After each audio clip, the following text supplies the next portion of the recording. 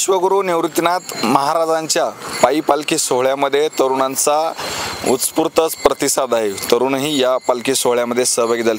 आपल्या सोबत नाशिक जिल्ह्यातील हे तरुण आहेत। काय सांगाल दादा, कसं काय वारीला येणं झालं? ही आनंदाची गोष्ट आहे। वारीला येणं म्हणजे एक पद्धतीने म्हणजे देवच कुठून तरी बोलवल्यासारखं वाटतंय।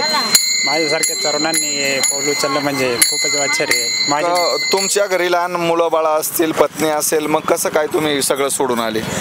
सगळं सोडून यायचं म्हणजे हेच देवावर श्रद्धा आहे आणि पहिल्यापासून घरात म्हणजे विठ्ठलाचं म्हणजे पहिल्यापासून नामस्मरण चालतं। भाऊ एक इच्छा होती का एक पंढरीची वारी नक्की करावी।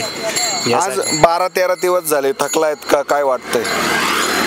गर्दीमध्ये ते खूप काही वाटत नाही, काही थकण्याची काही गरजच पडत नाही, कारण एवढी जनता माय माऊली सर्व सोबत असताना काही थकल्यासारखं वाटत नाही। काय अनुभव आला एकंदरीत या दिवसांमध्ये? या दिवसांमध्ये एकच अनुभव येतोय का विठ्ठल नामाचा जेवढा गजर जो कानावरती पडतोय तर आपण फक्त डोळ्यांनी बघत होतो। आता यावर्षी एकदम म्हणजे मला बघण्याचा जो आनंद मिळतोय तो काही वेगळाच आहे।